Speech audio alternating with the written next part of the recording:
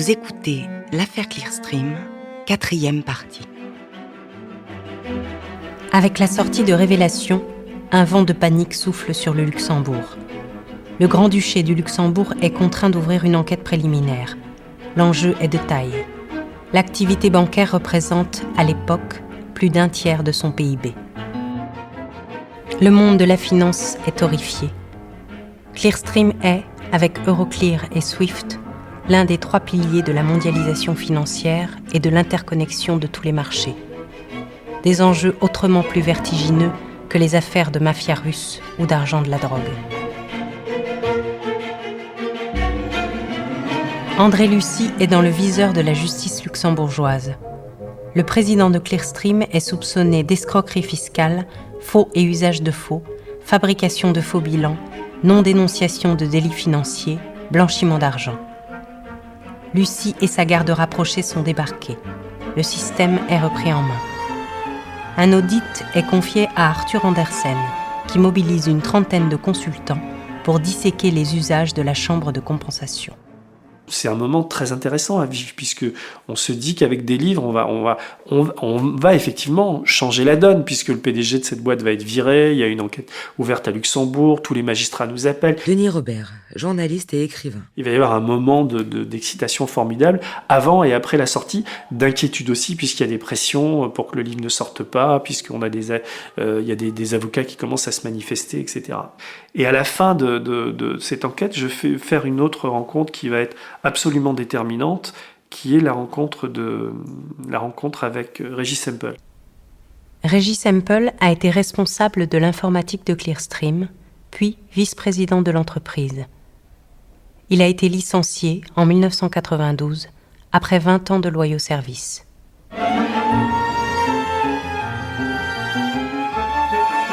Je sais que Bacchus m'en a voulu d'avoir vu Hempel, mais Hempel avait une connaissance, il est resté dans la boîte beaucoup plus longtemps que Bacchus. Lui, à l'époque, il était vice-président de la firme, il était responsable de toute l'informatique, il avait un bon salaire, et il s'est retrouvé du jour au lendemain, viré, sans indemnité, sans salaire, sans rien, à devoir se démerder. Et donc, il m'a parlé parce que je lui ai amené une vengeance formidable. Et si tu veux, à un moment donné, il me balance cette ogive qui est mais moi, mon boulot, c'était d'effacer les traces des transactions. Effacer les traces des transactions ? Ouais. Et là, je dis, mais comment ça et tout. Et là, il commence à me donner des détails. L'essentiel, il me dit, moi, mon boulot, donc j'ai été chargé de l'informatique, j'avais des programmeurs sous mes ordres. Et tous les matins, le service clientèle me disait, quand tu vas avoir tel numéro ou tel numéro, parmi les milliers de transactions qu'il faisait derrière son écran, forget it. Il créait une fausse panne informatique et la transaction disparaissait. C'est-à-dire que Clearstream ne gardait plus en mémoire les traces des transactions.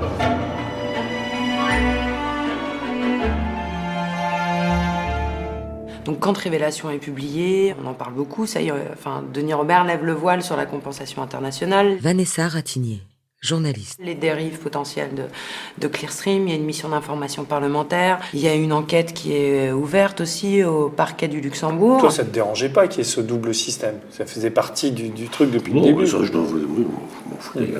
Non, mais je sais bien que tu t'en foutais. Sur l'effacement des traces, concrètement, avec un exemple basique, effacer les traces, c'est les traces de transactions, mais en gros, on efface quoi? On efface, disons, c'est très technique, je vais dire, il faut comprendre. Régis Semple, ancien vice-président de Cedel Clearstream. On efface la transaction. Le résultat, à la fin, c'est la même, parce que les soldes, à la fin, il y a un solde titre et un solde monnaie, cash, qui doivent être la même chose. Donc, si on fait une transaction qu'on place du cash et qu'on enlève ou qu'on remet des titres, en fin de la journée, la balance est la même. On enlève la transaction, mais la balance du compte est à zéro, c'est la même. Effacer des traces, ça veut dire concrètement qu'on efface ce qui constitue notre échange, oui. Mais que vous, au final, on ne va pas voir que vous avez des titres, on va juste voir que vous avez une somme lambda. Un solde, oui. Donc si on regarde au final et qu'on n'a plus le chemin, votre solde et mon solde n'ont absolument pas bougé. Voilà. Donc on ne peut pas prouver, on ne peut même pas savoir que je vous ai vendu des titres. Voilà. J'ai donc 2 autres questions. La première étant, quel est l'intérêt d'effacer une transaction? La question n'est pas bien posée. Je vous la reformule. Pourquoi est-ce que vous souhaiteriez que cette transaction n'apparaisse pas? Je peux aussi la reformuler. Il faut la reformuler, parce que là, je vais vous répondre, mais il faut bien la formuler. Vous devez regarder vers l'argent, vous savez. Quel est l'intérêt pour moi qu'on ne sache pas que je vous ai transmis de l'argent, transféré de l'argent? C'est ça la question. Ok. Quel est l'intérêt? Vous pouvez répondre vous-même. Je vais Moi, j'ai des titres, vous me donnez de l'argent. D'où est-ce que ça vient, cet argent? Si vous avez avec un chiffre assez grand, d'où est-ce que ça vient? Et si on efface la trace, on ne vous demande pas cette question-là. Puisque finalement, je n'ai pas gagné d'argent, je n'ai pas perdu d'argent, rien n'a changé. Voilà. Puisque tu as des titres. Puisque j'ai des titres. Voilà. Donc on peut penser que c'est un système qui est très utile dans le cadre de versement d'argent dont l'origine ne soit pas très légale. Occulte, ils ne sont pas les gars, occulte. Occulte. On efface une transaction pour blanchir de l'argent, puisqu'on ne voit pas que l'argent permet d'acheter des actions. Donc il revient dans le système C'est une possibilité. de manière totalement légale. C'est une possibilité. Donc à partir de là, on peut penser de loin à des marchés, l'exportation d'armes, toutes ces choses-là, enfin tout ce qui peut donner lieu à versement d'argent occulte.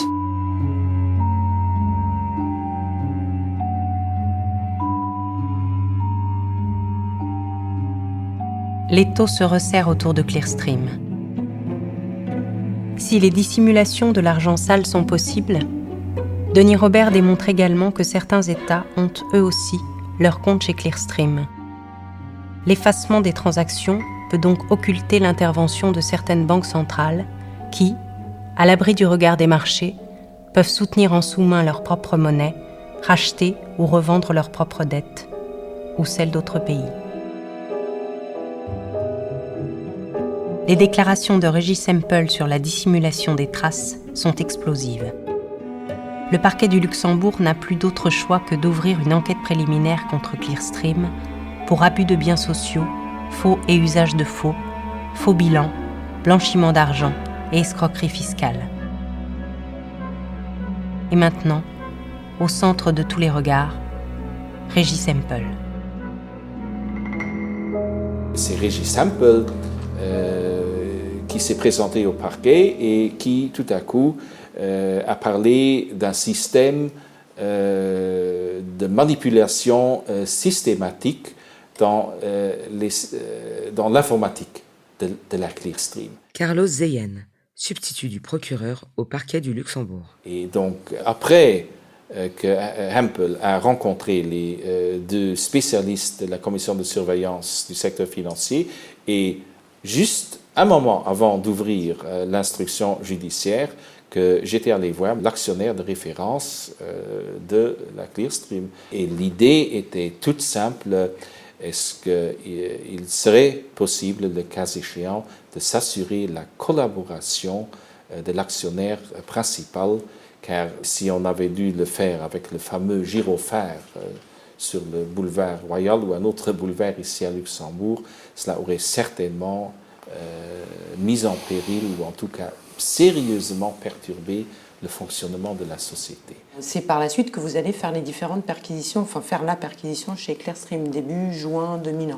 Donc on est allé dans les locaux, donc en premier lieu le juge d'instruction, représentant du parquet, les enquêteurs du service de police judiciaire, et avec Hempel dans les locaux de la Clearstream qui a dès le début coopéré. Et on a mis le témoin Hempel en face des systèmes informatiques. Et qu'est-ce que va trouver Hempel? Rien. Et vous ne pensez pas que le fait que vous ayez parlé avec peut-être l'état-major de Clearstream avant la perquisition, le fait que Hempel n'ait rien trouvé, est-ce qu'on ne peut pas se poser des questions? Non. Non.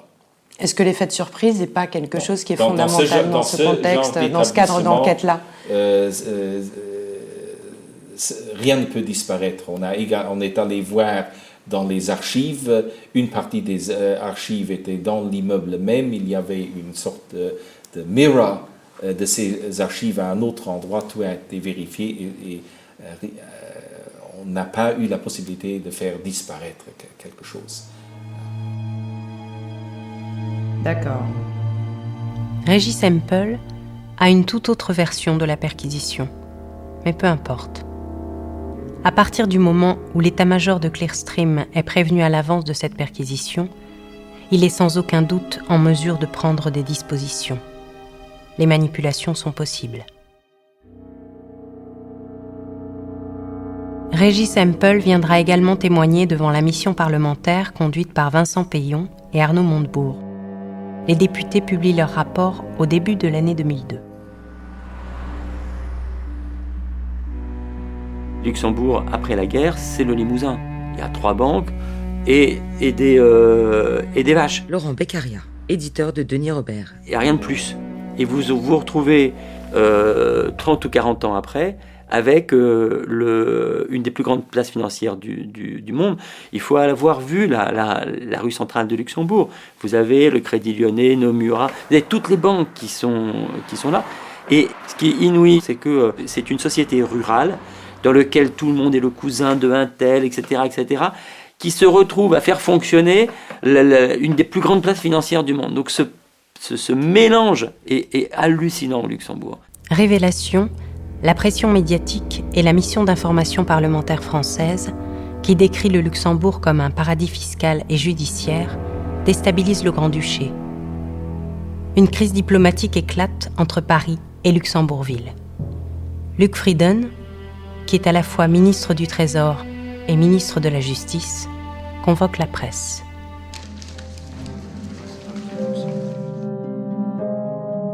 Des questions, Denis Robert s'en pose encore, alors même que Clearstream lance contre lui 2 procédures judiciaires, le début d'une longue, très longue série. Malgré les procès qui débutent, Denis Robert est chaque jour un peu plus habité par son enquête sur la chambre de compensation. À la fin de l'année 2001, Denis Robert, journaliste et écrivain. le téléphone sonne à mon bureau et j'ai un type, une voix assez jeune qui me dit je m'appelle Jonathan Gantry, j'ai des documents qui peuvent vous intéresser. C'est quoi ces documents ? C'est un listing qui contient 33 341 comptes qui date de septembre 2001. Je sais que vous enquêtez sur Clearstream encore et vous avez des procès, etc. Je pense que ce document peut vous aider.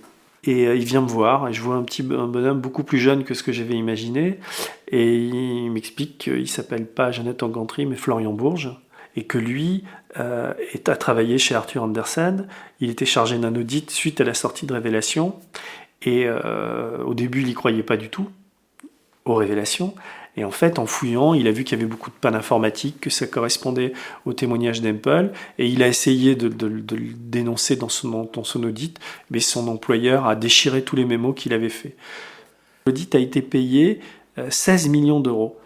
Ça, on l'a su au moment du procès, mais c'était un chiffre qui était on m'avait dit 10, mais en fait, c'est 16. 16 millions pour un audit qui n'a pas été publié, mais on est où ? Enfin, ça sert à quoi ? Pourquoi ils ont fait ça ? Pourquoi ils ont payé ? Qu'est-ce qu'il y avait dans cet audit ?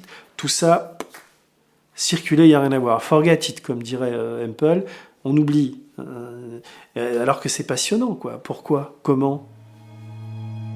Donc, Florian Bourges, il a décidé, pour m'aider, et puis pour que ce scandale sorte, de me filer ce listing.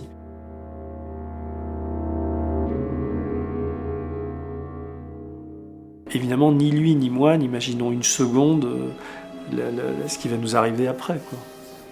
Florian Bourges est la 3e source qui confirme les révélations sur Clearstream, pièce maîtresse du système financier international.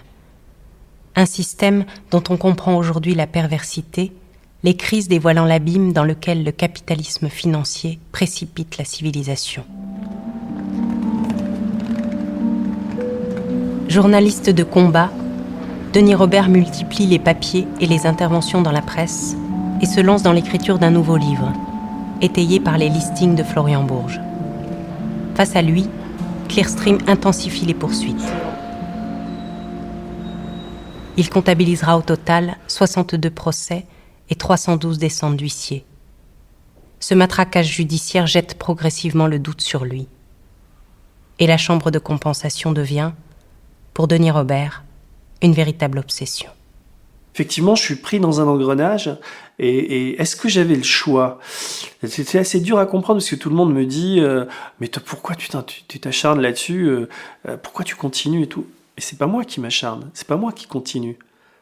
C'est pas moi qui dépose les plaintes contre moi, c'est pas moi qui nie. Je veux dire, j'étais obligé, obligé d'une manière strictement journalistique, déontologiquement. Comment pouvais-je ne pas continuer, ne pas me justifier, ne pas expliquer pourquoi j'ai fait tout ça? J'en peux plus de cette histoire. Moi, ma vie est aussi ailleurs. Pour le journaliste, l'obsession va bientôt tourner au cauchemar. Les documents que lui a donnés Florian Bourges deviendront les très fameux listings de l'affaire Clearstream.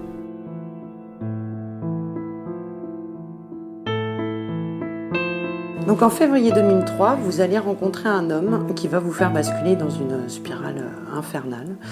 Imad Laoud, est-ce que vous pourriez nous... Denis Robert va effectivement plonger dans une spirale qui va l'emporter dans une toute autre histoire. Une histoire qu'il n'aurait sans doute jamais osé écrire.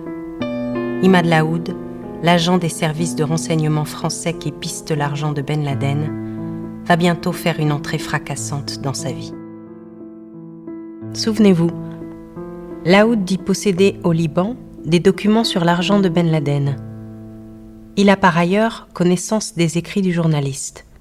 Il s'y intéresse et convainc Antoine, son officier traitant pour la DGSE, qu'il doit se les procurer.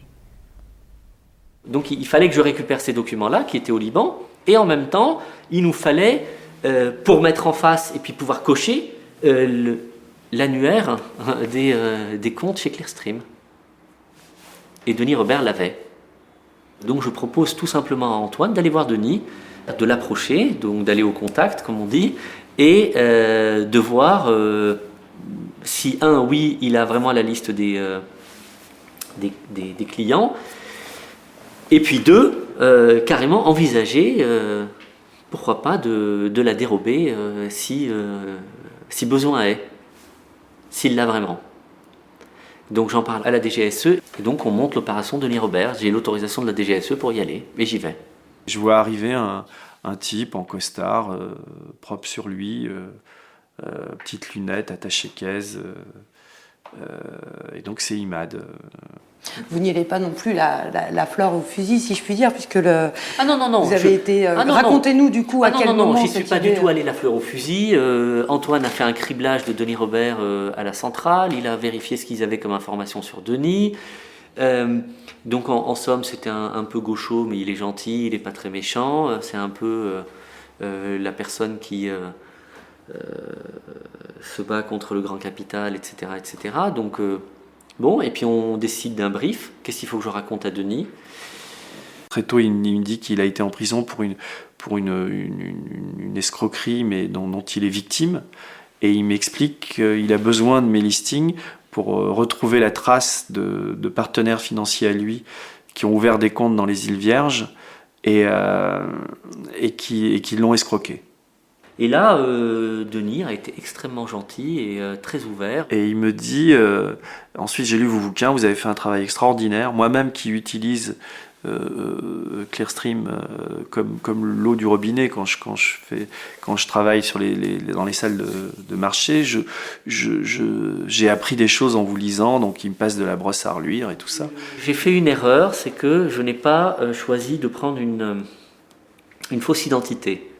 Il me dit que voilà, son frère s'appelle Marwan Laoud, il est président de la branche armement chez EADS. Enfin, c'est quelqu'un qui a un état civil, c'est quelqu'un qui ne ment pas sur son identité, c'est quelqu'un qui a été trader, qu'on voit dans un film d'Éric Rochant sur la bourse. Donc j'ai aucune raison de mettre en cause ce type, quoi. On va tous les deux tout seuls à son bureau, et là, il grave les éléments, il me les donne, et je repars avec.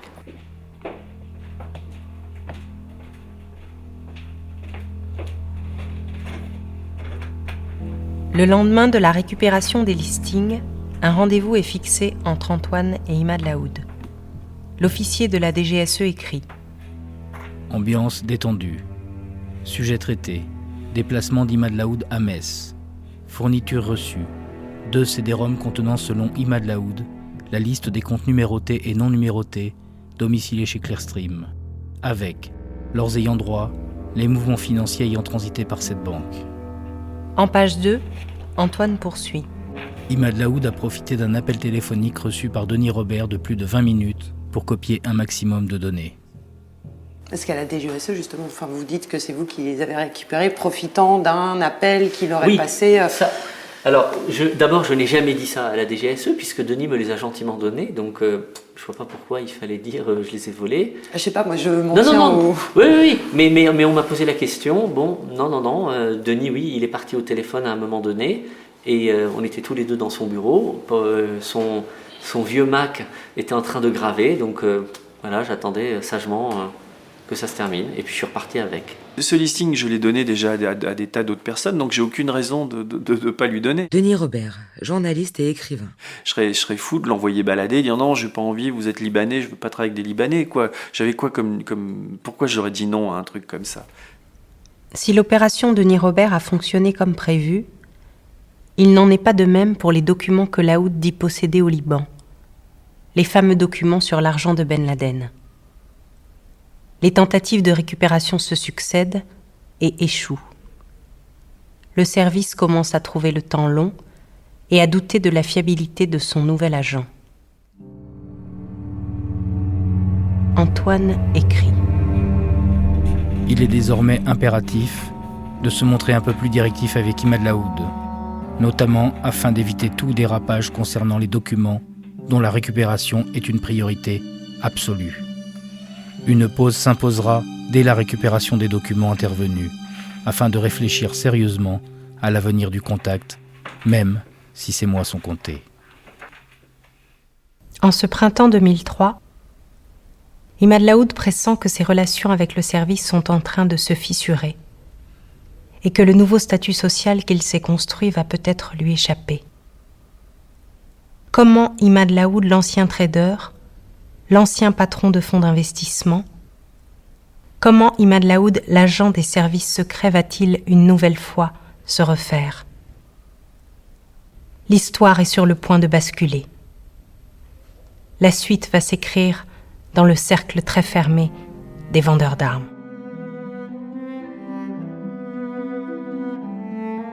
Vous venez d'écouter l'affaire Clearstream. Si vous avez aimé ce podcast, vous pouvez vous abonner sur votre plateforme de podcast préférée et suivre Initial Studio sur les réseaux sociaux. Manipulation, une histoire française est un podcast coproduit par Initial Studio et Yami de Production, adapté de la série documentaire audiovisuelle éponyme produite par Yami de Production, réalisée par Jean-Robert Vialet et écrite avec Pierre Péan, Vanessa Ratignier et Christophe Nick. Production exécutive du podcast, Initial Studio. Production éditoriale, Sarah Koskiewicz et Louise Nguyen. Montage, Camille Legras. Avec la voix d'Emmanuel Yacoubi.